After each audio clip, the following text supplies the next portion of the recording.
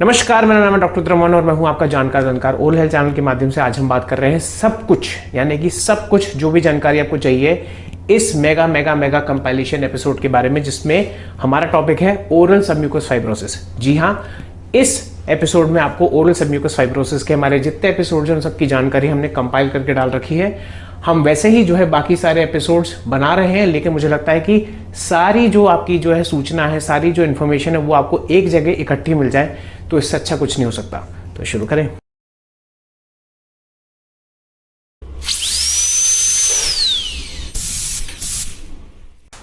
Doctor साहब, मुझे OSMF है और मैं आपसे पूछना चाहता हूँ कि ये कब ठीक होगा। ऐसे ही बहुत सवाल मेरे से OSMF के पेशेंट्स पूछते हैं और ये बहुत एक गंभीर सवाल है, तो इसी सवाल का जो है मैं आज जवाब लेके आया हूँ। नमस्कार, मेरा नाम है डॉक्टर रुद्रा मोहन और मैं हूँ आपका जानकार ओरल हेल्थ चैनल के माध्यम से। आज हम बात करेंगे क्या OSMF रिवर्सिबल है कि नहीं। तो शुरू करें।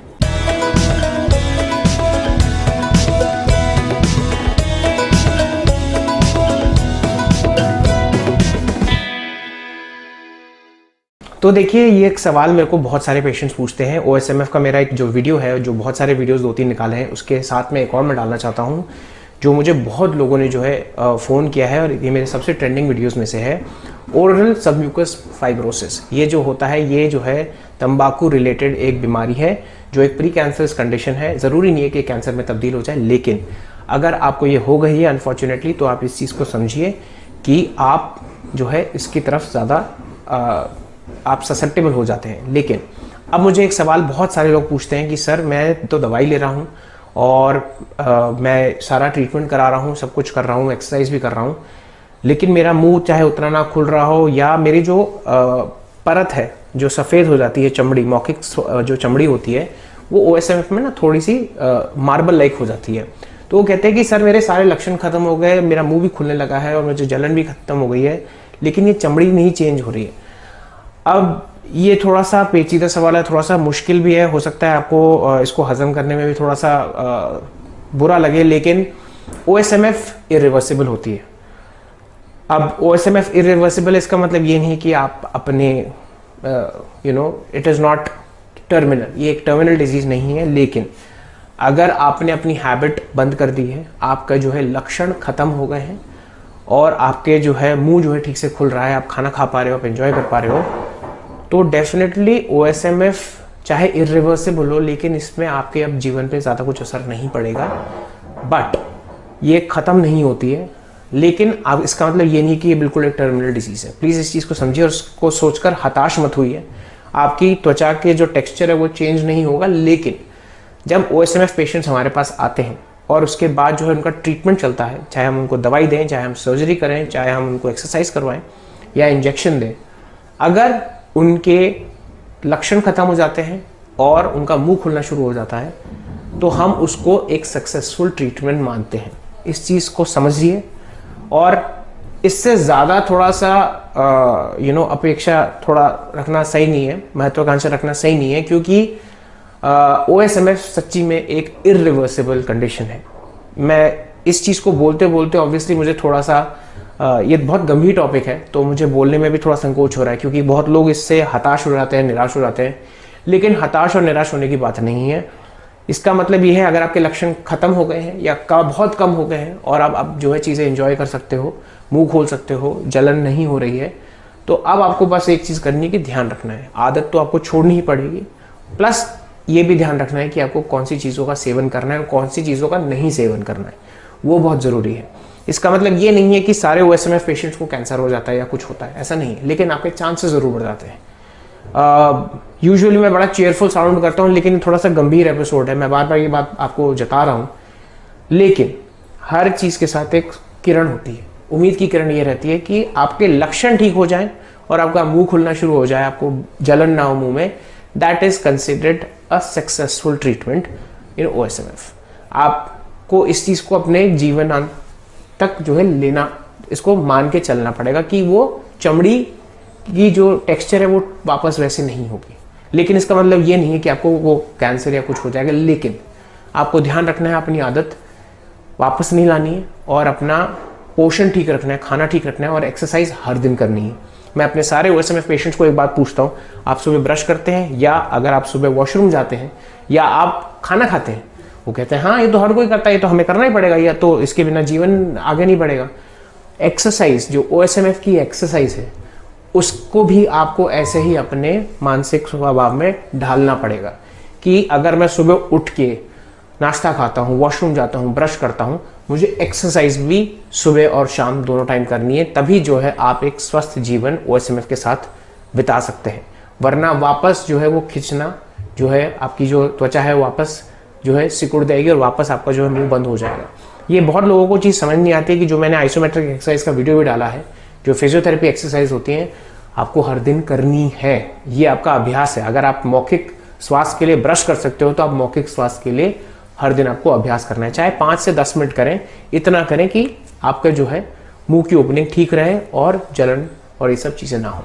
तो ये था आज का episode. Please like share subscribe करिए और बेल आइकन को दबाना ना भूलिए ताकि आपको इंपॉर्टेंट अपडेट्स मिल जाएं।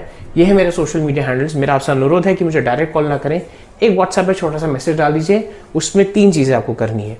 एक तो आप जो है मुझे बता दीजिए कि आपकी समस्या क्या है, उससे पहले आपको ये बताना है कि आपका नाम क्या है और आपका स्थान क्या है, ताकि मैं जो है, हो सकता है क्योंकि मैं दिल्ली में प्रैक्टिस करता हूँ और बहुत बार मुझे खराब लगता है कि आप कहीं दूर बैठे हुए हैं और मैं आपकी जो है हेल्प नहीं कर सकता, क्योंकि देखिए टेलीफोनिक जो है इंटरव्यू होता है, जो हम बात करते हैं, वार्तालाप करते हैं, उससे जो है मैक्स में आपको दवाई दे सकता हूं और दवाई भी जो है हम ओवर द काउंटर ही मेडिकेशन दे सकते हैं। कोई शेड्यूल्ड प्रिस्क्रिप्शन वाली दवाई मैं आपको दे नहीं सकता, क्योंकि मेरी सामाजिक जिम्मेदारी टुवर्ड्स आपकी तरफ और जो है सरकार की तरफ भी है कि मैं जो है कोई ऐसी दवाई नहीं दे सकता जो बिना प्रिस्क्रिप्शन के, यानी कि बिना पर्चे के नहीं दी जा सकती है।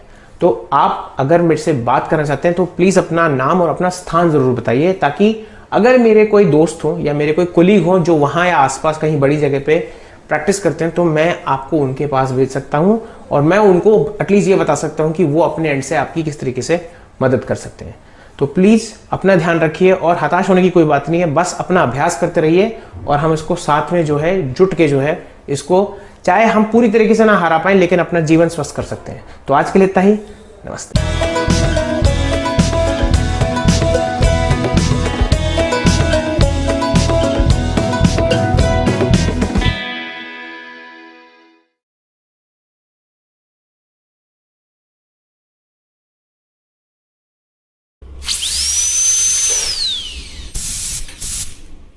नमस्कार, मेरा नाम है डॉक्टर रुद्रमोहन और मैं हूं आपका जानकार दंतकार। ओरल हेल्थ चैनल के माध्यम से आज हम बात करने वाले हैं कि ओरल सबम्यूकस फाइब्रोसिस की स्टेजिंग क्या क्या होती है और क्लासिफिकेशन क्या क्या होते हैं। तो शुरू करें।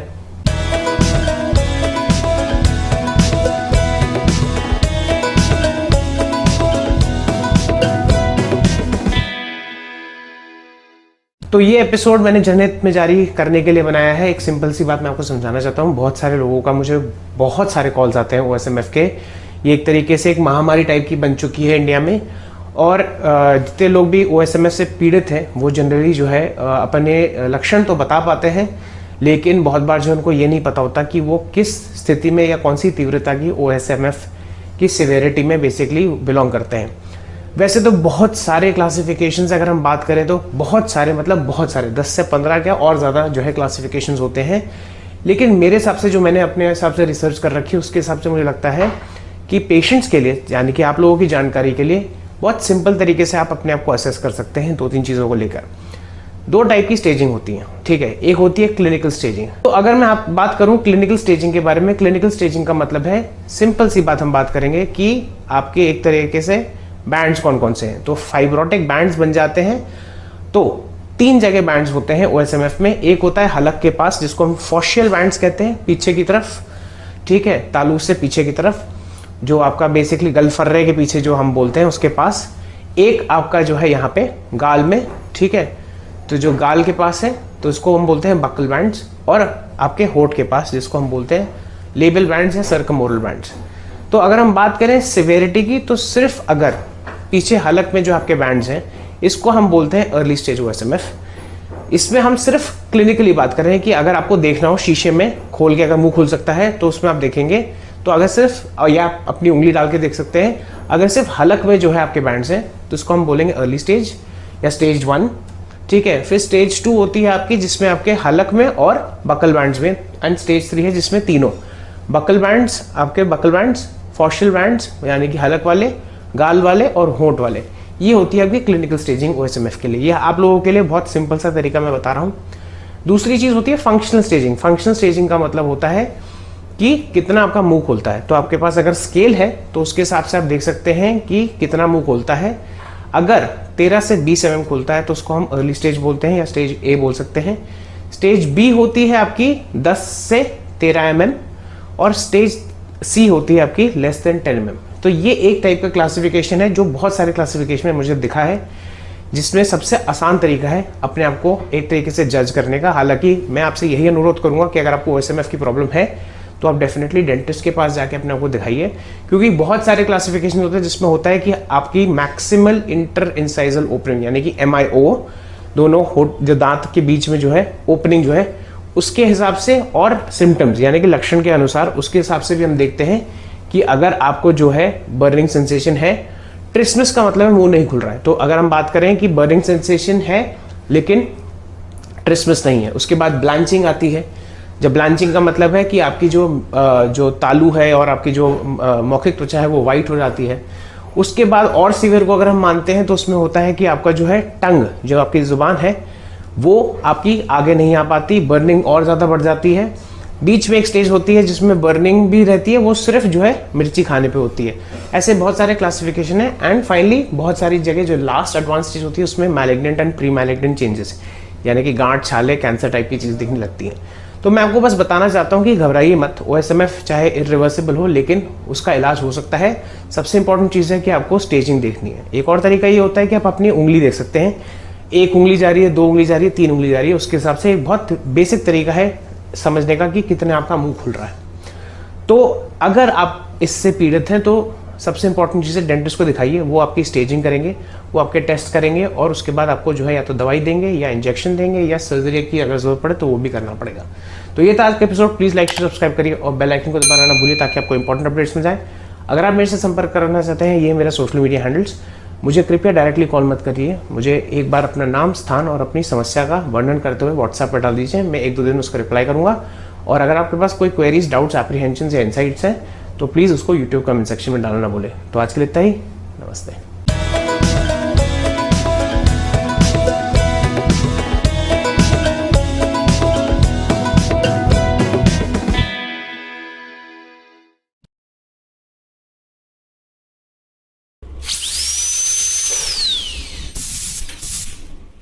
नमस्कार, मेरा नाम है डॉक्टर रुद्रमोहन और मैं हूं आपका जानकार दंतकार। ओरल हेल्थ चैनल के माध्यम से आज हम बात करेंगे OSMF में यूज किए गए इंट्रालीजनल इंजेक्शंस के बारे में। तो शुरू करें।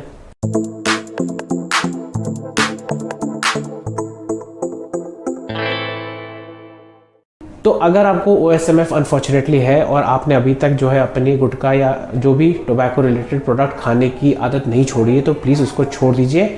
मैं आपको ये समझाना चाहता हूँ कि सबसे बड़ी चीज़ जो है OSMF के इलाज में वो है प्रिवेंशन एंड अर्ली डायग्नोसिस। देखिए, ये इरिवर्सिबल तो होता है लेकिन इसके साथ क्वालिटी ऑफ लाइफ भी डिग्रेड हो जाती है। यानी कि अगर आपका मुंह नहीं खुलेगा और आपका मुंह में जलन इतनी होगी जिसकी वजह से जो है आप खाना नहीं खा पाएंगे तो आप कुपोषित हो जाएंगे। अगर आप कुपोषित हो जाएंगे तो डेफिनेटली आप खाना वैसे ही नहीं ले पाएंगे और आपको जो है पोषण नहीं मिलेगा, जिसकी वजह से आपको और प्रॉब्लम्स होंगी और ये OSMF और बढ़ता जाएगा। तो बात करते हैं इंट्रालीजनल इंजेक्शंस के बारे में। एक सिंपल सा फंडा ये है, इंट्रा मतलब अंदर, लीजनल मतलब इन द लीजन। ऐसा एक सिंपल फंडा होता है कि OSMF की पैथोजेनेसिस के अंदर हम ज़्यादा नहीं जाएंगे। आपकी जो ओरल म्यूकोसा यानी कि मौखिक त्वचा होती है उसमें फाइब्रिन या फाइब्रिनोजिन का जो है डिपोजिशन हो जाता है और जिसकी वजह से जो है आपकी जो है म्यूकोसा जो है एक तरीके से स्टिफ हो जाती है, जिसकी वजह से आपकी जो है वहाँ पे burning sensation eight the same time आपकी हो सकता है माउथ ओपनिंग भी उससे जो है आपकी कम हो जाए। अब इसमें क्या किया जाता है, देखिए ये प्रोसेस होता है एक इन्फ्लेमेटरी प्रोसेस। इन्फ्लेमेशन का मतलब है एक तरीके का जो है रिएक्शन, ठीक है। एक रिएक्शन हो रहा है, जैसे आप अरेका नट खा रहे हो उसकी वजह से जो भी उसमें ऑक्सीडेंट्स हैं और जो भी उसमें केमिकल्स हैं उसकी वजह से आपकी बॉडी एक रिएक्शन कर रही है। इसमें जेनेटिक्स भी इन्वॉल्व होती है और आपकी ऑटो इम्यूनिटी भी इन्वॉल्व होती है, यानी कि आपकी बॉडी आपके अगेंस्ट काम कर रही है। अब बात करते हैं, अगर ये इन्फ्लेमेशन है तो कुछ ना कुछ ऐसा ड्रग होगा जिससे हम एंटी इन्फ्लेमेटरी एक्शन कर सकते हैं, यानी कि इसको रिवर्स कर सकते हैं। एक चीज़ की मैं आपको वार्निंग दे देता हूँ, ये हर केस में पॉसिबल नहीं है। इनफैक्ट ये ज़्यादा पॉसिबल रिलीफ के लिए तब है जब आपका OSMF का ग्रेड 3 से कम है, यानी कि आपका अर्ली डायग्नोसिस है। ट्रीटमेंट जो है शुरू होने के टाइम पर जब डायग्नोसिस हुई है उस टाइम पे पता चला है कि आपका जो है OSMF का ग्रेड कम है। 3 और 4 से ऊपर जो ग्रेड्स होते हैं उसमें जो है बड़ा मुश्किल होता है। हो सकता है इससे आपके सिम्टम्स कम हो जाए, लेकिन ये ज़रूरी नहीं है कि आपकी मौखिक त्वचा का टेक्सचर चेंज हो जाए। तो हम बात करते हैं कौन कौन से ड्रग्स यूज़ होते हैं। जैसे कि एक यूज़ होता है हाइलुरोनिडेज। हाइलुरोनिडेज का मतलब होता है ये आपका एक हाइलुरोनिक एसिड होता है जो आपके मौखिक त्वचा के माइक्रोस्कोपिकली ग्राउंड सब्सटेंस, जैसे हम सीमेंट यूज़ करते हैं बहुत सारे ईंटों को लगाने के लिए, वैसे ही ये सीमेंट होता है जो आपकी म्यूकोसा यानी कि मौखिक त्वचा में रहता है। इसका डेपोजिशन जो है OSMF में होता है, और अगर हम हाइलुरोनिडेज यूज़ करते हैं, ये एक एंजाइम होता है जो इसको तोड़ता है। अब अगर आपने जो है सीमेंट को, मान लीजिए एक इमारत की सीमेंट को जो है, जो बीच में आपके जो ईंटें हैं उसकी सीमेंट को आपने खोखला कर दिया, यानी कि उसको घुलवा दिया, तो हो सकता है वो जो है आप जो आपकी ईंटें हैं उसको आप निकाल सकते हो, हटा सकते हो। इसी तरीके से जो है ये इंजेक्शन काम करता है। जो ग्राउंड सब्सटेंस है आपकी मौखिक त्वचा में, जिसकी वजह से डिपोजिशन बहुत हो चुका है और जो है आपकी जो है मौखिक त्वचा बिल्कुल हार्ड हो गई है और ब्लैंच्ड हो गई है, वहाँ पे जो है ये उसको घुलेगा और उसकी वजह से जो है आप जो है धीरे धीरे करके, हो सकता है विद फिजियोथेरेपी और जो आप भी मेडिसिन आपको देते हैं एंटीऑक्सीडेंट्स या जो भी, उसके साथ हो सकता है आपका जो है ये लीजन धीरे धीरे ठीक होना शुरू हो जाए। दूसरी टाइप की कैटेगरी होती है स्टेरॉइड इंजेक्शन। स्टेरॉइड इंजेक्शन में आपका हाइड्रोकोर्टिसोन, बीटामेथासोन, डेक्सामेथासोन ये सब आते हैं। इन सब के different times of and modes of action होते हैं। एक सिंपल सा फंडा इसमें ये रहता है कि आपका जो इन्फ्लेमेशन यानी कि जो रिएक्शन चल रहा है मौखिक त्वचा में, उसको जो है या तो कम कर दे या ऑलमोस्ट रिवर्स कर दे, बट पूरी तरीके से नहीं। मैं बार बार आपको ये बताना चाहता हूँ कि OSMF एक तरीके से एक इरिवर्सिबल डिजीज़ है, तो प्लीज़ इसकी गंभीरता को समझिए। और अगर आप अभी भी जो है एरिका नट खाते हैं, गुटखा खाते हैं, खैनी खाते हैं, जर्दा खाते हैं, तंबाकू खाते हैं, प्लीज़ इस आदत को छोड़ दीजिए, क्योंकि एक बार आपकी क्वालिटी ऑफ लाइफ खराब हो गई तो उसके बाद बहुत मुश्किल से ये चीज़ हो पाती है। एक और टाइप के आपके ड्रग्स होते हैं जिसको हम इंट्रालीजनल दे सकते हैं, जिसको बोलते हैं प्लासेंटल एक्सट्रैक्ट्स। प्लासेंटल आपको पता है वो एक नाड़ी होती है जो माँ और बच्चे के बीच में होती है, राइट। वो जो चीज़ होती है, प्लासेंटा में बहुत सारे सेल्स होते हैं और वो बहुत उपजाऊ होती है, यानी कि उसके सेल्स जो है बहुत फर्टाइल होते हैं और उसमें जो है ग्रोथ और जो है ये सब चीज़ें एंटी इन्फ्लेमेटरी प्रॉपर्टी ज़्यादा होती है। तो ये भी देखा गया है कि प्लासेंटल एक्सट्रैक्ट के जो है इंजेक्शन अगर हम साइट में देते हैं, यानी कि जहाँ पे आपकी यहाँ पे जो है मौखिक त्वचा बिल्कुल जो है हार्ड हो गई है और बिल्कुल स्टिफ हो गई है, वहाँ पे जो है हर हफ्ते में 2 बार देने के बाद 5 से 10 हफ्ते, डिपेंडिंग अपॉन जो भी अप्रोच आपके डॉक्टर लगाते हैं उसके हिसाब से, और फिजियोथेरेपी एक्सरसाइजेस और मेडिसिन के हिसाब से, अगर हो सकता है अर्ली डायग्नोसिस पे, तो हो सकता है आपके जो है OSMF कम हो जाए, आपकी जो है बर्निंग सेंसेशन यानी कि जो आपको मिर्ची लगती है वो कम हो जाए, एट द सेम टाइम आपकी माउथ ओपनिंग भी अच्छी हो जाए। मैं आपको बार बार समझाना चाहता हूँ कि अगर आपको सीवियर ग्रेड ऑफ OSMF है तो ये थोड़ा मुश्किल है। इस चीज़ के लिए जो आपका इंजेक्शन है, हो सकता है ये काम करें या ना करें, बट एटलीस्ट आपके सिम्टम्स कम हो सकते हैं। तो अगर आप OSMF के मरीज़ हैं और आपको लगता है कि ये वीडियो से आपको लगता है कि इंट्रालीजनल जो आपके इंजेक्शन है उससे काम बन सकता है, तो कृपया करके एक कोई डेंटल कॉलेज, प्रेफरेबली कोई बड़ा डेंटल कॉलेज में आप जाके आप संपर्क करिए और उनसे बात करिए कि मेरे साथ ये प्रॉब्लम है। और सबसे इंपॉर्टेंट चीज़ है, प्लीज़ जो है अपनी हैबिट छोड़ दीजिए और खाना ठीक से खाइए। एक और चीज़ मैं आपको बताना चाहता हूँ, अगर आप मुझे व्हाट्सएप पे कंसल्टेशन कराना चाहते हैं तो उसका शुल्क ज़रूर लगेगा, क्योंकि मैं आपको दवाई बिना पर्चे के नहीं दे सकता। ये मेरी लीगल ड्यूटी है। अगर मैं आपको कोई दवाई दे रहा हूँ, क्योंकि दवाइयों के साइड इफेक्ट होते हैं, तो मुझे उसका डॉक्यूमेंटेशन लीगली चाहिए। और अगर मैं आपको दवा देता हूँ तो उसके लिए कंसल्टेशन फीस लगती है। कंसल्टेशन फीस के चार्जेस आने के लिए मुझे व्हाट्सएप करें। और अगर आपको अपनी सिर्फ क्वेरी के लिए कुछ पूछना है, जागरूकता के लिए पूछना है, उसके लिए कोई शुल्क नहीं लगेगा। और एक और लास्ट चीज़, अगर आपको मुझे मैसेज करना है तो मैसेज बिल्कुल बेझिझक करिए, लेकिन हो सकता है मैं आपका कॉल जो है ना उठा पाऊँ, बिकॉज हो सकता है मैं किसी पेशेंट के साथ हूँ या मैं किसी और काम में व्यस्त हूँ। तो ये था आज का एपिसोड। प्लीज़ लाइक करिए, शेयर करिए, सब्सक्राइब करिए और बेल आइकन को दबाना ना भूलिए, ताकि आपको इंपॉर्टेंट अपडेट्स मिल जाए। और जितने भी आपके क्वेरीज, एप्रीहेंशंस हैं, उसको प्लीज़ अपने कमेंट सेक्शन में डालिए। तो ये था आज का एपिसोड। आज के लिए इतना ही।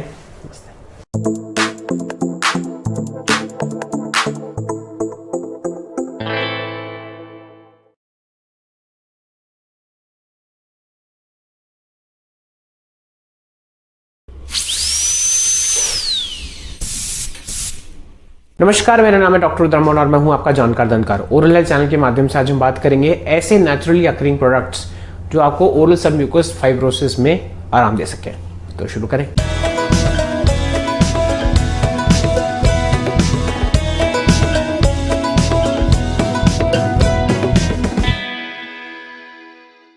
तो मैं ओरल सबम्यूकस फाइब्रोसिस पे बहुत सारे एपिसोड्स बना चुका हूँ और बहुत सारे लोग मेरे से इस बारे में संपर्क कर चुके हैं। मुझे एक चीज़ याद हुई है कि काफ़ी हद तक जो है OSMF जो है इंडिया में काफ़ी जो है ज़्यादा प्रेवलेंट है। और बहुत बार ऐसा होता है कि हमारे जो पेशेंट्स हैं अनफॉर्चुनेटली उनके पास एक्सेस नहीं होता हेल्थ केयर की तरफ, यानी कि किसी डेंटिस्ट या किसी स्पेशलिस्ट को दिखाने के लिए। और कभी कभार वो इतने छोटे शहरों में रहते हैं कि वहाँ पे गुटखा तो अवेलेबल है, पर वहाँ पे जो है जो दवाइयाँ या मेडिकल होती है वहाँ पे जो है हो सकता है वो अवेलेबल ना हो। इसलिए मैं बात करना चाहता हूँ कुछ ऐसे प्रोडक्ट्स जो नेचुरली अकरिंग हैं और उनको जो है उनका आप जो है सेवन कर सकते हैं, जिससे हो सकता है आपकी जो बर्निंग सेंसेशन है या माउथ ओपनिंग है वो थोड़ी सी इम्प्रूव हो जाए। सबसे पहले प्रोडक्ट की मैं बात करता हूँ हल्दी। हल्दी एक बहुत इंपॉर्टेंट प्रोडक्ट है जिसको हम बोलते हैं टर्मरिक, जिसको हम जो है साइंटिफिकली बोलते हैं करक्यूमिन। अब करक्यूमिन यानी कि हल्दी का जो एक्टिव मेटाबोलाइट है ये जो है इसमें anti cancer anti inflammatory properties होती हैं और बेसिकली इसमें जितने भी जो हमारे कंपन बनाने वाले जो मैकेनिज्म्स होते हैं, जो इन्फ्लेमेटरी प्रोसेस होते हैं, उसको रिवर्स करने की उसमें काफ़ी क्षमता होती है। अनफॉर्चुनेटली हल्दी के साथ एक प्रॉब्लम ज़रूर रहती है कि इसकी बायो अवेलेबिलिटी, यानी कि आप अगर उसका सेवन करें तो उसका जो है सेवन में बेसिकली जो है जो आपकी खून में मात्रा या कोशिका स्तर की जो मात्रा होती है वो काफ़ी कम होती है। तो उसका जो है थोड़ा सा ध्यान से आपको जो है इसका आपको सेवन करना चाहिए। अगर जो मैं आपको बता सकता हूँ कि अगर आपको OSMF है और आपको जो है जलन ज़्यादा हो रही है और अगर आपके पास कोई दवाई का जो है एक्सेस नहीं है, अगर आप किसी डेंटिस्ट के पास नहीं दिखा सकते, अगर आप किसी छोटे शहर से बिलोंग करते हैं और कोई भी साधन नहीं है, तो समूची हल्दी जो होती है उसको जो है कूट पीस के हल्का सा तवे पर हल्का सा गोल्डन ब्राउन करके जो है उसको जो है पीस के जो है जार में रख लीजिए और 2 चम्मच जो है उसको दूध में डाल के पीजिए। अगर आपको गैस की प्रॉब्लम ज़्यादा है तो डेफिनेटली जो है उसको ठंडे दूध में पीजिए, और अगर बहुत ज़्यादा गैस की प्रॉब्लम है तो उससे पहले जो है एक डॉक्टर से ज़रूर पूछ लीजिए कि आप हल्दी का दूध का सेवन कर सकते हैं कि नहीं कर सकते। जो सेकेंड प्रोडक्ट है वो है तुलसी। तुलसी एक ऐसा पौधा है जिसमें बहुत सारी मेडिसिनल प्रॉपर्टीज़ हैं और मार्केट में आजकल तुलसी के जेल्स भी आने लगे हैं जो आप अंदर लगा सकते हैं। अगेन ये सब प्रोडक्ट्स के बारे में जो मैं वर्णन कर रहा हूँ ये जो है सबसे पहले आपको डॉक्टर को दिखाने या डॉक्टर से चाहे टेलीफोन पे संपर्क करके बात करने के बाद ही आपको यूज़ करना है। तीसरा प्रोडक्ट है एलोवेरा जेल। एलोवेरा जेल में बहुत सारी मेडिसिनल प्रॉपर्टीज़ होती है, उसमें एक सूदिंग और क्या कहते हैं कूलिंग इफेक्ट होता है। बेसिकली आपके जो है इन्फ्लेमेशन में ब्रेडिकाइनेंस करके जो है आपके प्रोडक्ट्स पैदा होते हैं, राइट। तो उसमें जो है जो आपका एलोवेरा जेल है उसमें जो है ब्रेडिकाइनिन को तोड़ने का, यानी कि जो चीज़ आपको दर्द कर रही है, जो जलन कर रही है, उसको जो है उस प्रोडक्ट को तोड़ने की क्षमता रहती है, जिसकी वजह से स्टडीज़ में ये दिखाया गया कि एलोवेरा जेल को अगर आप लगाते हैं तो उसके बाद जो है आप कोशिश कर सकते हैं, उसके बाद जो है 15 मिनट के बाद आप खाना वाना खा सकते हैं, स्पिट कर सकते हैं, उसको लगाइए दिन में 2 बार तो उससे फ़र्क पड़ता है। काफ़ी सारे कमर्शियली अवेलेबल जेल्स हैं, मैं आपको ये बताना चाहता हूँ। अगर आप गूगल करेंगे, क्योंकि मैं जो है किसी भी मेडिसिन का जनरली प्रमोशन नहीं करता, इसलिए जो है मैं आपको सिर्फ बता सकता हूँ कि उस टाइप का प्रोडक्ट आता है।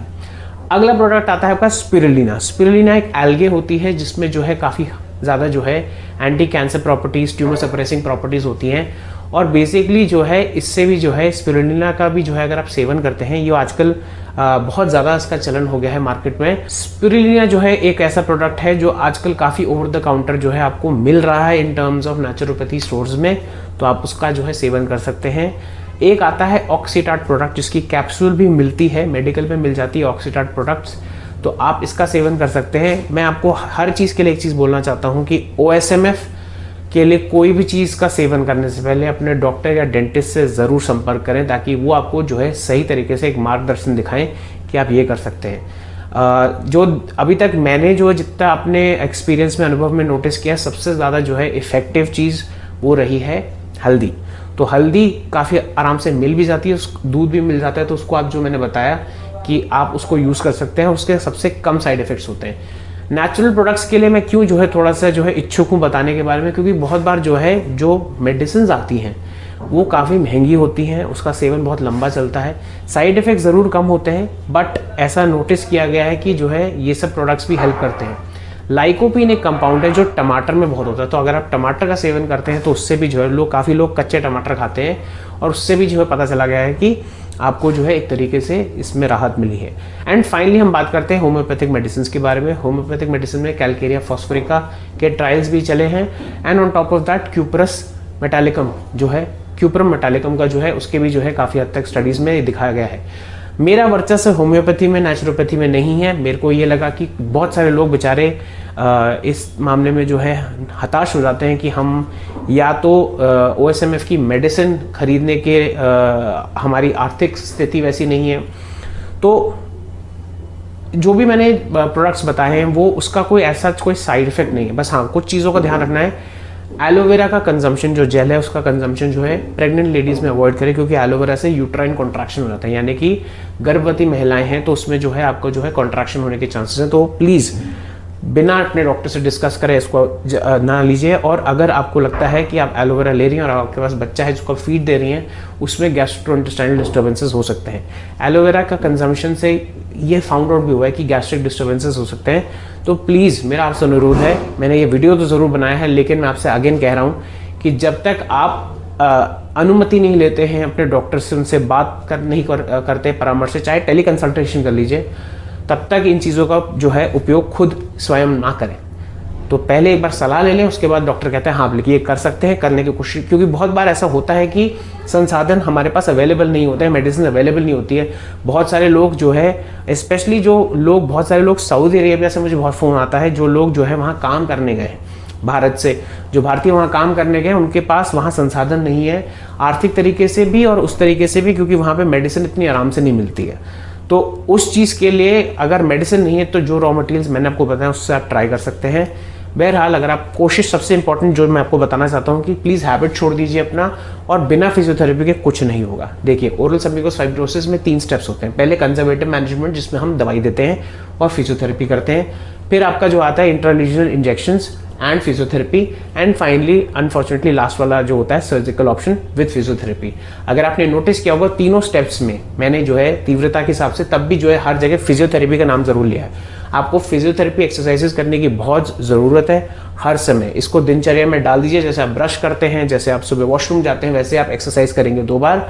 मेरा एक्सरसाइज का वीडियो भी उपलब्ध है चैनल पे, उसके अराउंड 10 से 12 एक्सरसाइजेज हैं जो काफ़ी रिसर्च के बाद मैंने जो है वो एपिसोड डाला है। और उसको देखिए, उसको एक्सरसाइज करते रहिए और अपना हैबिट छोड़ दीजिए और अपना न्यूट्रिशन बिल्कुल ठीक रखिए। मेन चीज़ ये है कि आपको अपना हैबिट बिल्कुल छोड़ना ज़रूरी है और फिजियोथेरेपी करनी बहुत ज़रूरी है। और खाने की खुराक बहुत इंपॉर्टेंट है, पानी अच्छे से पीना है और अपना मानसिक स्वास्थ्य बिल्कुल ठीक रखना है। तो ये था आज का episode. Please like share subscribe करिए, बेल आइकन को दबाना ना भूलिए ताकि आपको इंपॉर्टेंट अपडेट्स मिल जाए। अगर आप मेरे से संपर्क करना चाहते हैं, ये मेरे सोशल मीडिया हैंडल्स, कृपया मुझे डायरेक्टली कॉल मत करिए, मैं बिजी रहता हूँ। मुझे व्हाट्सएप पे मैसेज करिए अपना नाम, अपना स्थान और अपने मौखिक समस्या का वर्णन करते हुए। मैं 1-2 दिन में हो सकता है रिप्लाई करूँ और उसके बाद हम चर्चा कर सकते हैं। तो आज के लिए इतना ही, नमस्ते।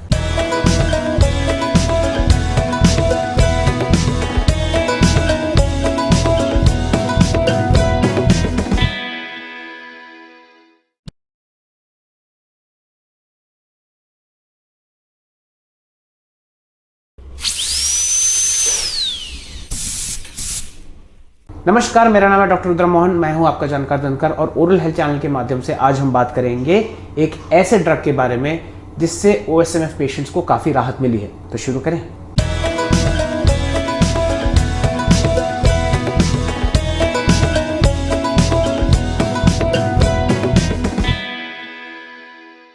तो आज मैं एक ड्रग के बारे में बात करने वाला हूं जिसके बारे में मैंने स्टडी की थी और इसके बारे में मुझे अपने कमेंट सेक्शन में पता चला। एक श्रोता ने जो है उस पर कमेंट डाला, उस पर इस मेडिसिन का नाम लिया। पहले इस मेडिसिन से जानने के पहले मैं आपको एक वार्निंग, एक चेतावनी देना चाहता हूं कि जो मेडिसिन के बारे में मैं बात कर रहा हूं वो एक जो है शेड्यूल्ड ड्रग है, यानी कि ओवर द काउंटर ड्रग नहीं है।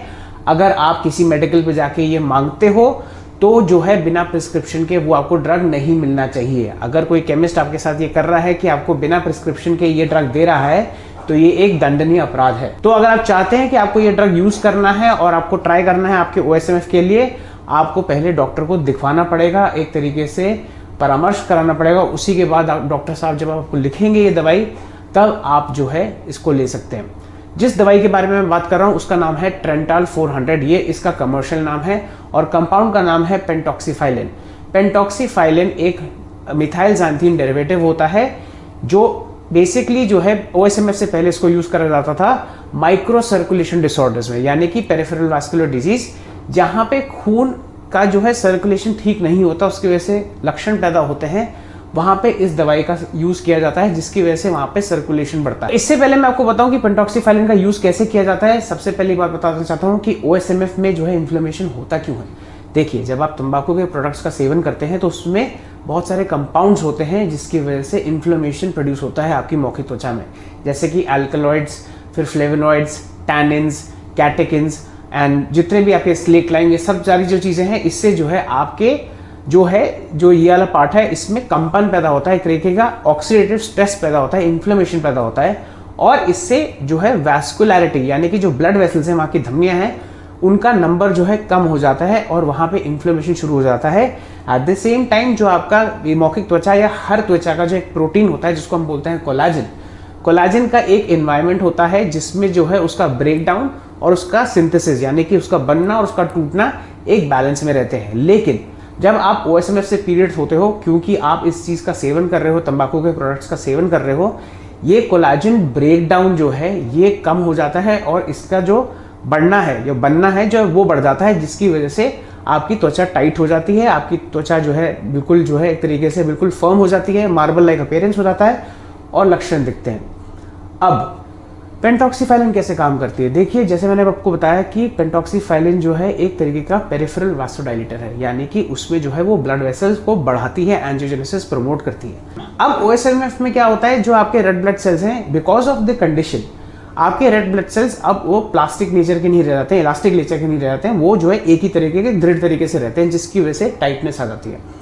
दूसरी चीज फाइब्रोब्लास्ट, जिससे कोलाजन निकलता है, उसका स्टिमुलेशन होता है, यानी कि फाइब्रोब्लास्ट जो कोलाजन को प्रोड्यूस करता है वो जो है बहुत तेज काम करता है। एंड फाइनली आपका कोलाजिनस एंजाइम है, वो जो है बिल्कुल भी काम नहीं करता, उसका वैल्यू बहुत कम हो जाती है, जिसकी वजह से कोलाजन टूटता नहीं है। कोई भी एंजाइम होता है उसको जो है हम एज से जो है एंड करते हैं, तो कोई भी एंजाइम है जैसे कोलाजिनेज यानी कि कोलाजन को तोड़ने वाला। अब अगर ये चीज होती है तो इसकी वजह से कोलाजन टूटता नहीं है और बढ़ता जाता है, जिसकी वजह से स्टिफनेस और बाकी सारे लक्षण होते हैं। यहाँ पे काम करती है पेंटॉक्सीफाइलिन, यानी कि जो प्रोप्राइटरी नेम से ट्रेंटाल 400 है, उसका क्या फंडा है, ये सब जितने भी मैंने आपको एक्शंस बताए हैं, जो फाइब्रोब्लास्ट्स हैं, कोलाजिनेज है और जितना भी जो है रेड ब्लड सेल्स हैं, सबको जो है जो एक्शंस OSMF में होते हैं उसको एक हद तक रिवर्स कर देता है, जिसकी वजह से आपका जो है OSMF में स्पेशली जो है बर्निंग सेंसेशन, जो बहुत बड़ी प्रॉब्लम है पेशेंट्स के साथ, क्योंकि वो खाना नहीं खा पाते हैं, इस चक्कर में जो है उनको बर्निंग सेंसेशन बहुत होती है। उसमें जो है हमने जो क्लिनिकल ट्रायल्स पढ़े हैं, जो मैंने रिसर्च की है, उस बेसिस पे पता चलता है कि इसमें जो है बर्निंग सेंसेशन काफ़ी कम हुई है। और एक और चीज़ बता दूं, माउथ ओपनिंग के लिए आपको एक्सरसाइज ही करनी पड़ेगी, हो सकता है इंजेक्शन लेने पड़े, क्योंकि पेंटॉक्सीफाइलिन का ये तजुर्बा रहा है साइंटिस्ट के साथ कि लक्षण में जो है जो बर्निंग सेंसेशन है, जो जलन है, वो कम करने में बहुत अच्छी है। और 5वें हफ्ते तक बोला गया है कि 5वें हफ्ते तक जो है ये काफ़ी कम कर देती है बर्निंग सेंसेशन, जिसके बाद जो है पेशेंट्स अपना बाकी जो है खाना और ये सब चीज़ें एंजॉय कर सकते हैं। लेकिन माउथ ओपनिंग जो है, जिसको हम बोलते हैं कि मुंह खुलने वाली, के लिए आपको एक्सरसाइज और बाकी सारी दवाइयां जो है उन्हीं का यूज़ करना पड़ेगा, क्योंकि पेंटॉक्सीफाइलिन जो है माउथ ओपनिंग में इतनी कारगर नहीं रही है। अब पेंटॉक्सीफाइलिन की बात करें, वो 400 mg में आती है। इसको जनरली जो है 3 बार लेना होता है, लेकिन पहली चीज़ और आखिरी चीज़ ये डॉक्टर के प्रिस्क्रिप्शन पे ही मिलेगी, और डॉक्टर उससे पहले आपका कोई भी अगर आइडियल डॉक्टर होगा तो उसको जो है आपको एक LFT KFT कराना ज़रूर होगा, क्योंकि इसको जो है खाने के लिए हो सकता है आपके लिवर और किडनी के एंजाइम्स बढ़ जाएं, तो वो देखना ज़रूरी है। कुछ कॉन्ट्राइंडिकेशंस हैं। अगर कोई नर्सिंग मदर है, यानी कि जिनके जो ये जो है मिल्क में भी आ जाता है, ब्रेस्ट मिल्क में भी आ जाता है, तो अगर किसी को OSMF है और वो नर्सिंग मदर है तो ये दवाई उनके लिए बिल्कुल भी सूटेबल नहीं है। कोई और दवाई का सेवन आप चाहे कर सकते हैं डॉक्टर के प्रिस्क्रिप्शन के बेसिस पर। लेकिन जहाँ तक मुझे लगता है कि मेरी ये एक तरीके की सोशल रिस्पॉन्सिबिलिटी है कि आपका बर्निंग सेंसेशन वाला पार्ट जो है, जो आपको बहुत परेशान करता है, उसके लिए मुझे लगा कि मैं ये एपिसोड बनाऊं। अगेन मैं आपको बार बार ये चेतावनी दे रहा हूँ कि आप ये खुद ड्रग नहीं लेंगे, पहली चीज़। और दूसरी बात, आप डॉक्टर से व्यक्तिगत तरीके से परामर्श कराने के बाद प्रिस्क्रिप्शन पे लेकर LFT KFT करा के फिर जो है आप मेडिकल पे जाके इसको ले सकते हैं और उसका सेवन करिए। हो सकता है 5वें-6वें हफ्ते तक जो है बर्निंग सेंसेशन काफ़ी कम हो जाए, और अगर होती है तो प्लीज़ मुझे कमेंट्स सेक्शन में ज़रूर इसके बारे में डाल के ज़रूर भेजिएगा जब भी आपका ये टाइम पीरियड बनता है। तो ये था आज का episode. Please like share subscribe करिए और बेल आइकन को दबाना ना भूलें, ताकि आपको इंपॉर्टेंट अपडेट्स मिल जाएं। अगर आप मेरे से संपर्क करना चाहते हैं तो प्लीज़ मुझे व्हाट्सएप पे डायरेक्ट कॉल मत करिए, मुझे मैसेज डाल दीजिए। ये है मेरा सोशल मीडिया हैंडल्स, और आप मुझे मैसेज डालिए अपने नाम, अपने स्थान और अपनी समस्या के बारे में। उसके बाद मैं आपको रिप्लाई करूँगा। अगर कंसल्टेशन करनी होगी तो हम कंसल्टेशन कर लेंगे, वरना जो है हम फ़ोन पे भी बात कर सकते हैं फॉर एडवाइस। लेकिन मैं आपको बताना चाहता हूँ कि मुझे डायरेक्टली कॉल मत करिए, क्योंकि मैं हो सकता है पेशेंट्स के साथ बिजी हूँ। तो ये था आज का एपिसोड। नमस्ते।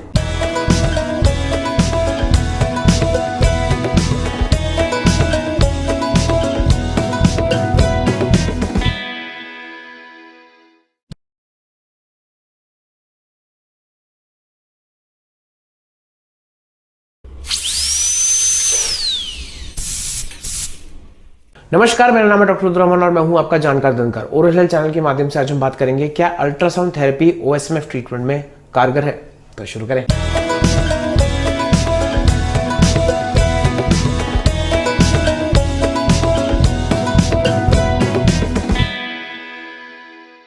तो मुझे कमेंट सेक्शन में हमारे श्रोताओं से जो है कमेंट्स आए कि, और काफी लोग कुछ एडमेंट भी थे जिन्होंने बात पूछी कि सर आप एक वीडियो बनाइए कि अल्ट्रासाउंड थेरेपी जो है ओएसएमएफ के ट्रीटमेंट में काम करता है कि नहीं करता।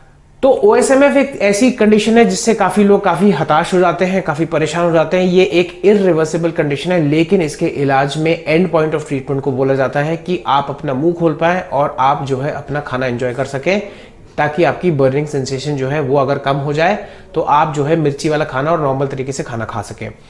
अब बात करते हैं अल्ट्रासाउंड वेव्स के बारे में या अल्ट्रासाउंड थेरेपी के बारे में। Ultrasound therapy generally physiotherapy side पे ज्यादा यूज होती है, लेकिन ओएसएमएफ में भी जो है बात की गई है इसके बारे में, और उसके जो है कुछ जगह हमने जो है स्टडीज देखी हैं जिसमें अल्ट्रासाउंड थेरेपी को एज एन एडजंक्ट यूज करते हैं। एडजंक्ट का मतलब है कि ये सब्सटीट्यूट नहीं है कोई भी जो है कन्वेंशनल ट्रीटमेंट का। यूजुअली कन्वेंशनल ट्रीटमेंट जो आपका ओएसएमएफ के लिए होता है वो होते हैं ड्रग्स। फिजियोथेरेपी होती है जिसमें हम जो है मुंह खुलवाते हैं, और एक्सट्रीम केसेस में हमें जो है इंजेक्शंस या सर्जरी करनी पड़ती है। तो ultrasound therapy, the name says कि अल्ट्रासाउंड यानी कि जो फ्रीक्वेंसी जिनकी एक डिवाइस होती है अल्ट्रासाउंड डिवाइस, जिसकी फ्रीक्वेंसी जो है वाइब्रेशनल वो मोर देन 17,000 हर्ट्ज होती है। और इससे क्या करते हैं हम, जो एरिया अफेक्टेड है, जो आपका जहां पे ओएसएमएफ आपका जो चीक वाला एरिया जो भी है उस पे जो है हम एक्सटर्नली अप्लाई करते हैं अल्ट्रासाउंड थेरेपी, और उसको जो है हम 5 मिनट्स के सेशन पे लगाते हैं, जिसकी वजह से वहां पे जो है स्टडीज में ये पाया गया है कि अलोंग विद अदर मोडालिटीज, यानी कि अगर आपने जो है इंट्रालीजनल इंजेक्शन दे रखा है और उसके साथ में जो है आपने जो है माउथ एक्सरसाइजेस के साथ में जो है आपने ये जो है अल्ट्रासाउंड थेरेपी की है 5-5 सेशन की, उससे जो है ये फायदा हुआ है। बहुत सारे पेशेंट्स ने ये रिपोर्ट किया है कि उनको जो है बर्निंग सेंसेशन कम हुई है और उनके जो है जो माउथ है वो खुलने लगा है। तो अल्ट्रासाउंड थेरेपी काम कैसे करती है, जैसे मैंने आपको बताया कि ओएसएमएफ में फाइब्रोसिस होता है, यानी कि एक प्रोटीन होता है collagen, which is the structural unit of all fibrous proteins and tissues. अब एक सिंपल सी बात बता देता हूं कि कोलाजन का जो है एक तरीके का एक एनवायरनमेंट होता है जिसमें वो या तो टूटता है या बनता है, और ये जब बैलेंस में होता है तब हमें कोई प्रॉब्लम नहीं होती है। लेकिन ओएसएमएफ में एक सिंपल सा फंडा होता है कि कोलाजन ब्रेकडाउन में जब प्रॉब्लम आ जाती है, फाइब्रोसिस का मतलब है कि कोलाजन टूट नहीं रहा है, जिसकी वजह से स्किन बहुत टाइट हो गई, उसमें एडिशंस आ गए हैं।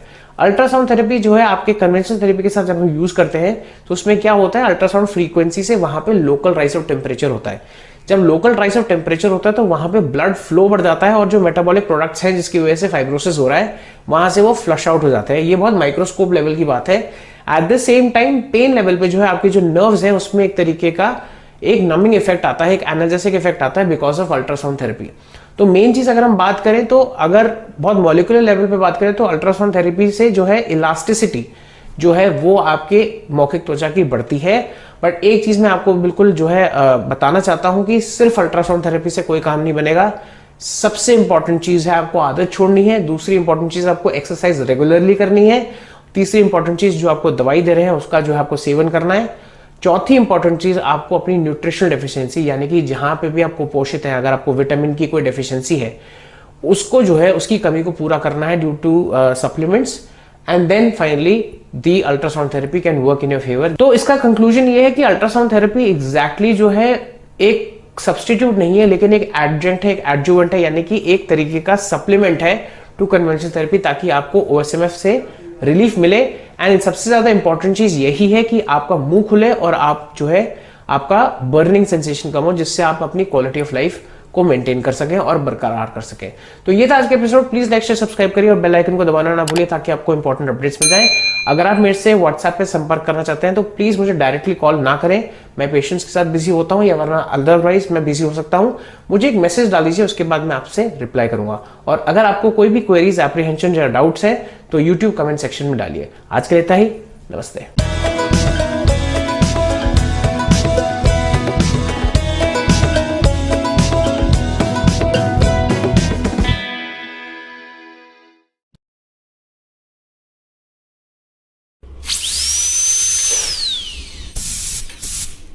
नमस्कार, मेरा नाम है डॉक्टर रुद्रमन और मैं हूं आपका जानकार दंतकार। ओरल हेल्थ चैनल के माध्यम से आज हम बात करेंगे कि स्टेम सेल थेरेपी का ओएसएमएफ में कुछ उपयोग है कि नहीं।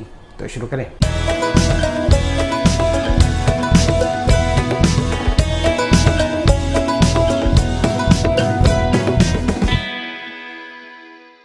तो बात करते हैं स्टेम सेल्स के बारे में। एक सिंपल सा फंडा बताता हूं। स्टेम सेल्स होते हैं प्रोजेनाइटर सेल्स, ये अनडिफरेंशिएटेड सेल्स होते हैं, यानी कि इनका फंक्शन जो है अभी तक जो है तब्दील नहीं हुआ होता है। ये बेसिकली किसी भी टाइप के फॉर्म में जो है कन्वर्ट हो जाते हैं और बेसिकली डिफरेंशिएट कर देते हैं।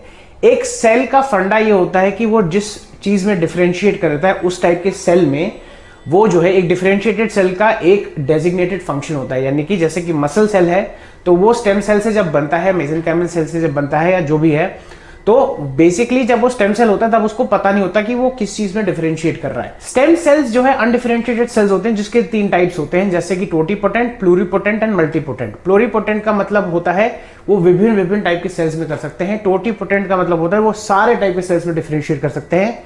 और मल्टीपोटेंट का मतलब है depending upon the tissue of origin, वो उसी टाइप के टिश्यू में जो है सेल में तब्दील होंगे।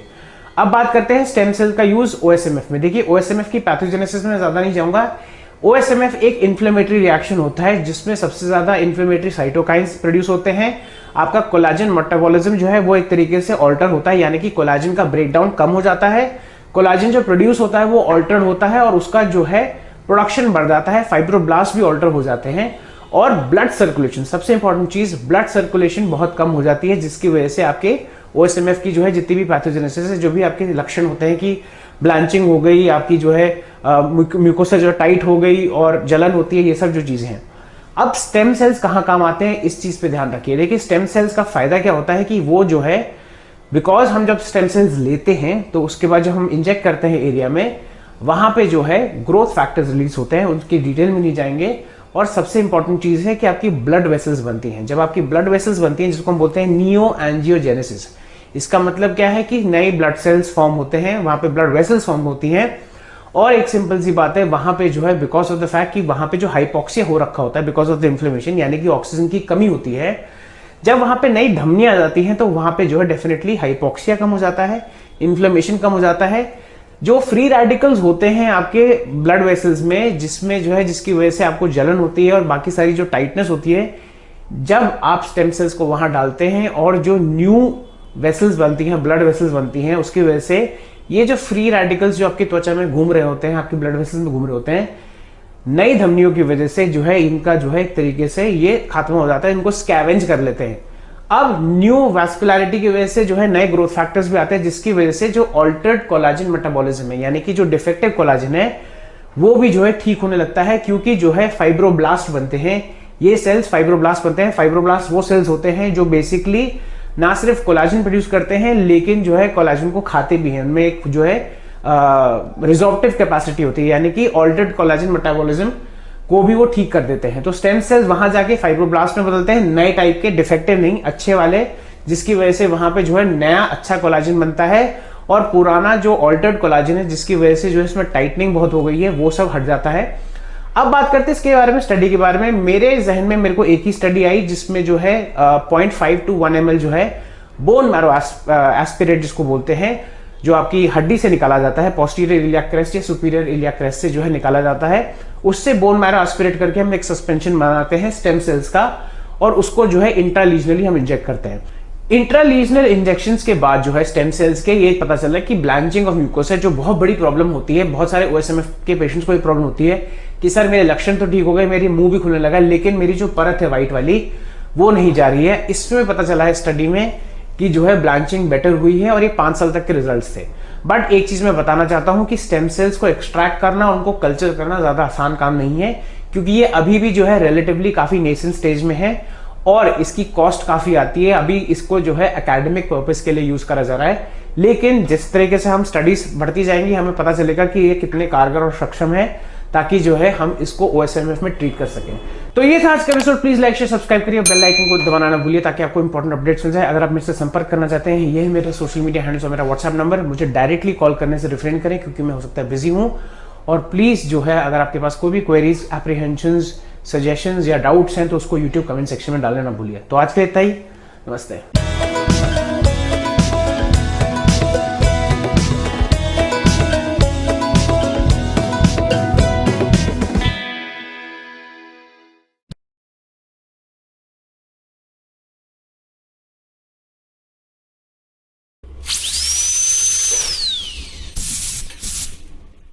नमस्कार, मेरा नाम है डॉक्टर रुद्रमोहन और मैं हूं आपका जानकार दंतकार। ओरल हेल्थ चैनल के माध्यम से आज हम बात करेंगे कि OSMF का ट्रीटमेंट लेजर से हो सकता है क्या।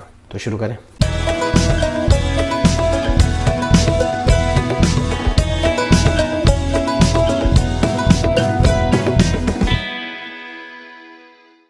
तो आज के एपिसोड में हम बात करेंगे कि OSMF का जो है ट्रीटमेंट लेजर से हो सकता है कि नहीं हो सकता। देखिए, अभी जो है जो रीसेंट आर्टिकल्स आए हैं उस पर सिस्टमैटिक रिव्यू, मेटा एनालिसिस भी हुआ है और लेजर जो है एक काफ़ी जो है मिनिमली इन्वेजिव तरीका है जिससे हम ओरल सबम्यूकस फाइब्रोसिस के मॉडरेट स्टेजेस के जो ओरल सबम्यूकस फाइब्रोसिस होते हैं, जिसमें ट्रिस्मस जो है आपका मॉडरेट होता है, यानी कि जो है माउथ ओपनिंग बहुत कम नहीं होती लेकिन मॉडरेट होती है। तो अगर आपको जो है OSMF मॉडरेट स्टेज में है और आप जो है कंप्लायंस बहुत अच्छी रखते हैं, ये चेतावनी मैं आपको देना चाहता हूं।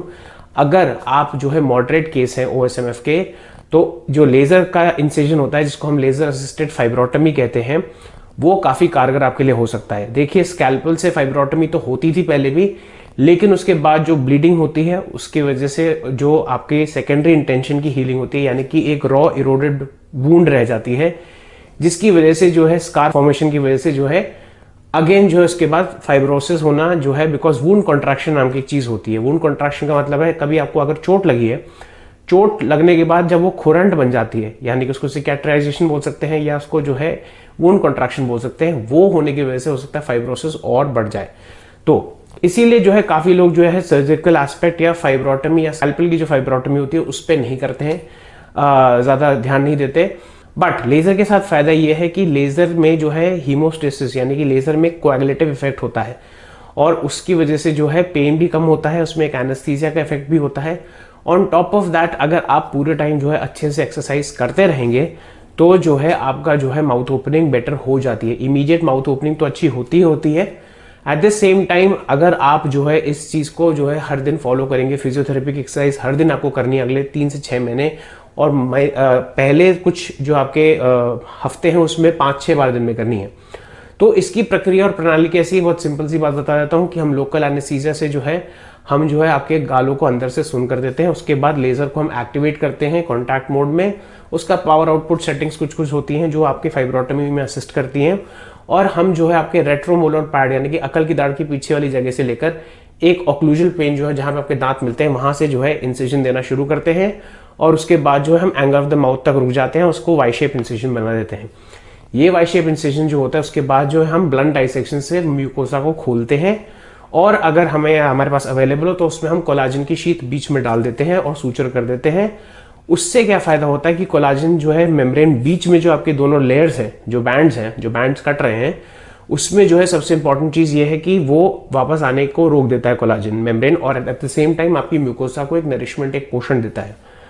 बट मैं आपको एक चीज बताना चाहता हूं, एक और बिल्कुल पक्की चेतावनी मैं आपको बताना चाहता हूं, और इसको आप मेरे से लिख के रख लीजिए। हम लोग जब कंसेंट भी लेते हैं, हमारे पास भी लेजर है, हम कंसेंट लेते हैं जब पेशेंट से, तो उस पर स्पेसिफिकली लिखा हुआ होता है कि आपकी जो है माउथ ओपनिंग वो आपके हाथ में है आफ्टर द लेजर ऑपरेशन, यानी कि आपको हर दिन जो है एटलीस्ट पहले कुछ हफ्तों में जो है 5-6 बार दिन में एक्सरसाइज करनी है, और उसको हर दिन करना है फॉर द नेक्स्ट 6 मंथ्स। आपको जो दवाई देंगे, पेन किलर्स देंगे, एंटीबायोटिक्स देंगे, जो न्यूट्रिशनल सप्लीमेंट्स देंगे, वो सब देना बहुत जरूरी है। फॉलो रेगुलरली बहुत जरूरी है, और इसके रिजल्ट्स 3 साल तक भी जो है मिले हैं कि जिसमें है लोगों की माउथ ओपनिंग जो है काफी हद तक इंप्रूव हो गई। माउथ ओपनिंग इंप्रूव करना बहुत ज़रूरी है बिकॉज आपको खाना नहीं खाने को मिलता है। On top of that burning sensation भी जो है एक प्रॉब्लम होती है ओएसएम में, जिसमें हमें एड्रेस करना होता है। बट एक चीज़ मैं आपको बता दूं, अगर इमीडिएटली जैसी आपका जो सर्जरी होती है उसके बाद आपका माउथ खुल जाता है, अगले 3-4 दिन या 1 हफ्ते तक जो है आपको बर्निंग सेंसेशन उस जगह में ज़्यादा रहती है, क्योंकि हम वुंड खुली छोड़ देते हैं। ऑन टॉप ऑफ दैट आपका थोड़े दिन, 1-2 दिन या 3-4 दिन जो है आपका जो है माउथ ओपनिंग और कम हो जाएगी। बट आप एक्सरसाइज करते रहोगे तो वो धीरे धीरे करके खुल जाती है। राइट फ्रॉम 18 mm से लेकर जो है आपकी माउथ ओपनिंग जो है 33 mm तक इमीडिएटली पहुंच जाती है। और उसके बाद अगर रिलैप्स होता भी है थोड़ा बहुत, वो 2-3 mm का होता है, तो 30 mm तक की आपकी माउथ ओपनिंग अच्छी हो जाती है।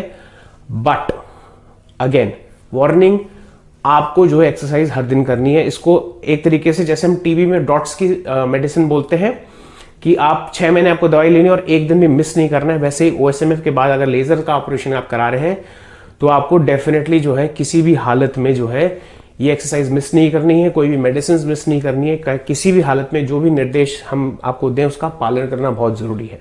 तो ये था आज का episode. Please like share subscribe करिए, बेल आइकन को दबाना ना भूलिए ताकि आपको इंपॉर्टेंट अपडेट्स मिल जाए। अगर आप मेरे से संपर्क करना चाहते हैं, ये मेरे सोशल मीडिया हैंडल्स, कृपया मुझे डायरेक्टली कॉल मत करिए, व्हाट्सएप पे मुझे मैसेज भेजिए अपने नाम, स्थान और मौखिक समस्या का वर्णन करते हुए। और अगर आपके पास कोई क्वेरीज, डाउट्स, एप्रीहेंशन, इनसाइट्स या सजेशंस हैं तो उसको यूट्यूब कमेंट सेक्शन में डालना ना भूलें। तो आज के लिए इतना ही, नमस्ते।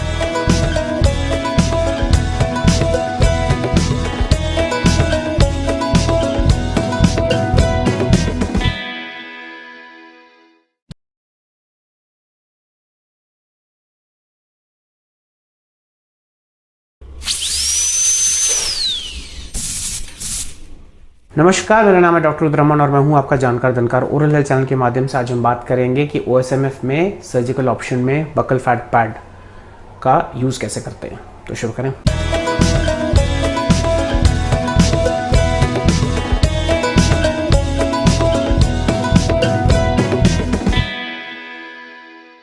तो अगर हम बात करें सर्जिकल ऑप्शंस के बारे में, एक काफ़ी popular buccal fat pad operation होता है ओएसएमएफ की ट्रीटमेंट के लिए। बेसिकली आपके यहाँ पे गालों में एक बकल फैट पैड होता है, यानी कि एक टिश्यू होता है फैट का जिसमें काफ़ी ज़्यादा जो है स्टेम सेल्स होते हैं, उनका ग्रोथ पोटेंशियल अच्छा होता है। और इसके बेसिकली जो आपका एक क्वाड्रेंगुलर ये एक बकल फैट पैड होता है जिसके आपके 4 प्रोजेक्शंस होते हैं। तो बकल फैट पैड का एक सिंपल सा फंडा ये है कि बहुत सारे पेशेंट्स होते हैं जिनको सीवियर केस ऑफ ओएसएमएफ होता है, उस केस में जो है हम बकल फैट पैड की सर्जरी कर सकते हैं। इसका सबसे ज़्यादा अच्छा फ़ायदा क्या है, इसकी पोस्ट ऑपरेटिव एडिमा और मोबिडिटी बहुत कम है, पेन भी इसमें कम होता है। ऑन टॉप ऑफ दैट इसमें जो है ये जनरल एनेस्थीसिया में नहीं, ये लोकल एनेस्थीसिया में भी किया जाता है इसका ऑपरेशन। एंड ऑब्वियसली इसके लिए आपको कुछ कुछ चीज़ों का ध्यान रखना ज़रूरी है। अगर आपको ओएसएमएफ का सीवियर केसेस है और आपके लिए जो है कोई भी मेडिकेशन या फिजियोथेरेपी एक्सरसाइजेस काम नहीं कर रही है, ओएसएमएफ के इंजेक्शंस काम नहीं कर रहे हैं और एक सीवियर केस है जिसकी वजह से आपकी माउथ ओपनिंग काफ़ी कम हो गई है, तो बकल फैट पैड ऑपरेशन आपके लिए एक अच्छी चीज़ है जो मैं आपको बताने वाला हूँ। एक सिंपल सी बात है, हम पहले प्रिपेयर करते हैं पूरे पेशेंट को कि आपकी हैबिट छूट जानी चाहिए, आपकी न्यूट्रिशनल डिफिशियंसी नहीं होनी चाहिए और आपको सप्लीमेंट्स दिए जा रहे हैं। उसके बाद अंडर लोकल एनेस्थीसिया ये ऑपरेशन किया जाता है, जिसमें सबसे पहले हम क्या करते हैं, एक इंसिजन देते हैं ऑक्लूजनल प्लेन पे, क्योंकि आपके फाइब्रोटिक बैंड्स हैं तो उनको पहले हम एक्सरसाइज करेंगे, यानी कि उनको काटेंगे। उसको मेक श्योर करेंगे हर जगह से वो कटना पॉसिबल है, आपके कॉर्नर ऑफ द माउथ से लेकर आपके रेट्रोमोलर एरिया तक, यानी कि टेरिगोमैंडिबुलर रैफे तक हम उसको डालते हैं और उसके बाद उसका एक एक्सटेंशन कर देते हैं। उसके बाद आपको जो है कोरोनोइडेक्टमी करानी होती है, यानी कि आपका एक कोरोनोइड प्रोसेस होता है जिसको हम शेव ऑफ थोड़ा सा करते हैं। एंड आपके थर्ड मोलर्स का भी इसमें एक्सट्रैक्शन होने के चांसेस रहते हैं। इसके बाद हम क्या करते हैं, यही इंसिजन जो हमारा है इस तरफ ना, इसी के थ्रू जो है हम जाते हैं बेसिकली आपके बकल फैट पैड को निकालने के लिए। ये आपकी म्यूकोसा यानी मौखिक त्वचा से थ्रू ही जेंटली ये टीज आउट होकर बाहर आ जाता है, उसको हम एक तरीके से स्प्रेड आउट कर जाते हैं। एक चीज़ का ध्यान रखिएगा, क्योंकि ऑब्वियसली जो है इसका एक्सटेंट थोड़ा पोस्टीरियर ज़्यादा होता है, तो हो सकता है सामने वाले एरिया तक ये ज़्यादा आ ना पाए, तो इसके लिए केस सिलेक्शन हमें अपने अनुसार करना पड़ता है और केस के अनुसार करना पड़ता है। एक बार ये हमने इसको अडाप्ट कर लिया, उसके बाद हम फाइनली जो है इसको हम सूचर कर देते हैं, यूजुअली रिजॉल्वेबल सूचर्स डालते हैं। उसके बाद आपकी फिजियोथेरेपी शुरू होती है बहुत रिगरसली। एक चीज़ का ध्यान रख लीजिएगा कि रिगरस फिजियोथेरेपी बहुत ज़रूरी है, वरना आपका ट्रीटमेंट फेल हो जाएगा। आपको हर दिन फिजियोथेरेपी करनी है, जितनी बार हो सके करनी है, और जितनी मिनिमम बार बताई गई है वो तो आपको करनी है। ऑन टॉप ऑफ दैट आपको हैबिट बिल्कुल बंद करनी पड़ती है, बिकॉज इससे ही आपके जो है सर्जरी का जो ट्रीटमेंट है उसका सक्सेसफुल आउटकम होगा। और अगर आप जो है इसकी सबसे अच्छी बात यह है कि ये लोकल एनेस्थीसिया में किया जा सकता है। हाँ, ये है रिलैप्स के चांसेस ज़रूर रहते हैं, बट हम कोशिश यही करते हैं कि उसको अच्छे से जो आपका एरिया है, जो म्यूकोजल बेड है, उसमें अच्छे से अंडरमाइन कर दें ताकि वो दोनों लेयर्स आके मिले ना और बिल्कुल बीच में जो है ट्रांसपोज हो जाए आपका बकल फैट पैड, एंड उससे जो है फाइनली आपका एक तरीके से जो है आपकी हीलिंग हो सकती है और पोस्ट ऑपरेटिव भी 1 ईयर तक अच्छे रिजल्ट्स पाए गए हैं। तो ये था आज का episode. Please like share subscribe करिए, बेल आइकन को दबाना ना भूलिए ताकि आपको इंपॉर्टेंट अपडेट्स मिल जाएं। अगर आप मेरे से संपर्क करना चाहते हैं, ये मेरा सोशल मीडिया हैंडल्स और मेरा व्हाट्सएप नंबर, कृपया मुझे डायरेक्टली ना कॉल करें, मुझे एक मैसेज डाल दें व्हाट्सएप पे अपने नाम, अपने स्थान और अपने प्रॉब्लम का वर्णन करते हुए, और मैं 1-2 दिन में उसका रिप्लाई करूंगा। बाकी अगर आपके पास कोई भी यूट्यूब पे जो है इनसाइट्स हैं, सजेशंस हैं, कमेंट्स हैं, उसको यूट्यूब कमेंट सेक्शन में डालना ना भूलें। तो आज के लिए इतना ही, नमस्ते।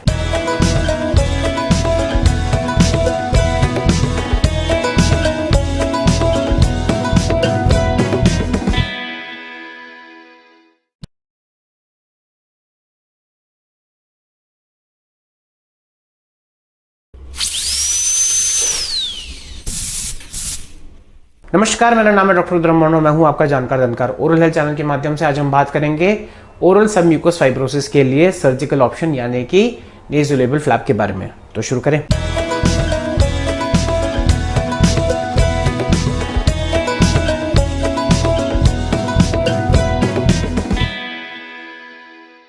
तो पहले मैं आपको बताना चाहता हूँ ओरल सबम्यूकोस फाइब्रोसिस में मैंने बहुत सारे जो है एपिसोड्स बना रखे हैं, उसके काफ़ी जो है कारणों के बारे में और उसके काफ़ी ट्रीटमेंट्स के बारे में। इस चीज़ का ध्यान रखिएगा कि OSMF के सर्जिकल ट्रीटमेंट जो है एक तरीके का लास्ट ऑप्शन होता है और सीवियर केसेस ऑफ OSMF में होता है। हम सबसे पहले कोशिश यही करते हैं कि आपका जो है हैबिट छुड़वा के, एक्सरसाइज करवा के और न्यूट्रिशनल सप्लीमेंट से हम आपको जो है ठीक करने की कोशिश करें। अगर ये सब चीज़ें कारगर नहीं होती हैं तो हमें जो है, और अगर आपकी माउथ ओपनिंग कम हो रही है, जलन हो रही है, ये सब चीज़ें हो रही हैं, तो हमें जो है सर्जिकल ऑप्शन पे जाना पड़ता है। Usually advance stages of OSMF में जो है हमें सर्जरी करनी पड़ती है। पहली चीज़ मैं बता दूं, पहली बार हम क्या करते हैं, आपका प्री एनेस्थेटिक वर्कअप करेंगे और सारी चीज़ें सही रही तो आपको अंडर एनेस्थीसिया हम डालेंगे। उसके बाद हम क्या करते हैं, हम जो है एक इंसिजन देंगे पहले अंदर से, जो है जो आपके ऑक्लूजल प्लेन पे होगा, ताकि हम आपके जो बैंड्स हैं, जो फाइब्रोटिक बैंड्स हैं, उनको एक्सरसाइज कर दें, यानी कि उनको काट दें।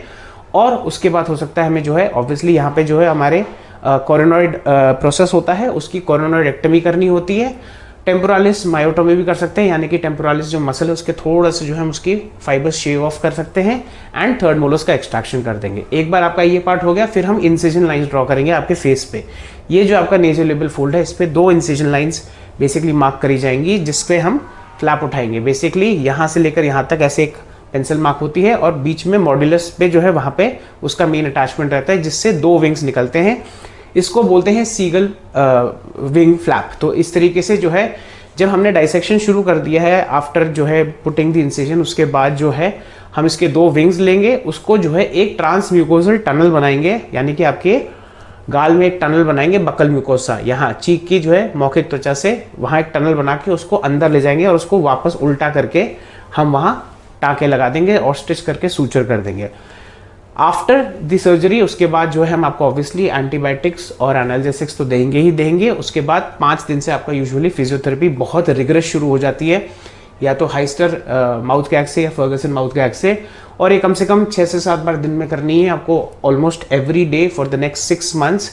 और इसमें एक चीज़ मैं आपको बहुत इंपॉर्टेंट बताना चाहता हूँ कि पोस्ट ऑपरेटिव एडिमा ज़रूर होता है, थोड़ा सा जो है स्वेलिंग ज़रूर आती है, लेकिन अगर आपने फिजियोथेरेपी ठीक से नहीं की और मेडिसिन सही से नहीं लिए तो इसके रिलैप्स होने के चांसेस भी काफ़ी रहते हैं। एक चीज़ मैं आपको बिल्कुल पत्थर पे लकीर की तरह बताना चाहता हूँ कि OSMF के केसेस में सबसे कारगर चीज़, जो सबसे इंपॉर्टेंट चीज़ है, एक तो आपको हैबिट बंद करनी है, दूसरी चीज़ है आपको एक्सरसाइज हर दिन करनी है, जितनी बार आप कर सकते हैं, दैट इज़ वेरी इंपॉर्टेंट, क्योंकि इससे रिजल्ट्स भी अच्छे मिलते हैं। और अगर आप एक्सरसाइज नहीं करेंगे, देखिए एक तरीके से अगर मैं आपको बताऊँ, अगर आपको यहाँ खुरंट लगती है, चोट लगती है, तो उसका खुरंट बनते हैं, खुरंट कॉन्ट्रैक्ट करती है। सर्जरी में भी एक तरीके का जो है ट्रॉमा होता है, एक तरीके की चोट लगी जाती है, एक तरीके की आइट्रोजेनिक चोट मानी जाती है, तो उसमें भी एक वूंड बनेगा, एक घाव बनेगा, जो अगर जो है उसको हम ऐसे ही छोड़ देंगे विदाउट एक्सरसाइज तो वो कॉन्ट्रैक्ट करने के उसके चांसेस हैं। तो हो सकता है उसके बाद आपके वापस मुंह बंद होने के चांसेस भी काफ़ी हो सकते हैं। और इसीलिए जो है बार बार मैं इस चीज़ पे जो है बहुत दबाव डाल रहा हूँ, बहुत प्रेशर डाल रहा हूँ, बहुत तवज्जो दे रहा हूँ कि प्लीज़ अगर आप इसके लिए कैंडिडेट हैं तो इसके बारे में एक चीज़ ध्यान से जो है गांठ बांध के रख लीजिए कि आपको फिजियोथेरेपी करानी बहुत ज़रूरी है, बहुत अनिवार्य है। एवरी डे जितनी बार आप कर सकते हैं, मिनिमम 2 से 3 बार तो है ही, उठते ही और सोने से पहले और इसके बाद आपके रिजल्ट्स अच्छे हो जाएंगे और इसमें जो है टिश्यू अडेप्टेशन भी अच्छी खासी होती है, स्कारिंग भी जो है ज़्यादा पता नहीं चलती है। तो ये था आज का episode. Please like share subscribe करिए, बेल आइकन को दबाना ना भूलिए ताकि आपको इंपॉर्टेंट अपडेट्स मिल जाए। अगर आप मेरे से संपर्क करना चाहते हैं, ये मेरा सोशल मीडिया हैंडल्स और मेरा फ़ोन नंबर, मुझे काइंडली डायरेक्टली कॉल मत करिए, मुझे बस जो है एक मैसेज डाल दीजिए और 1-2 दिन में मैं उसका रिप्लाई करूँगा। और प्लीज़ जो है अगर आपके पास कोई क्वेरीज, डाउट्स, एप्रीहेंशन या इनसाइट्स हैं तो उसको यूट्यूब कमेंट सेक्शन में डालना ना भूलिए। तो आज के लिए इतना ही। नमस्ते।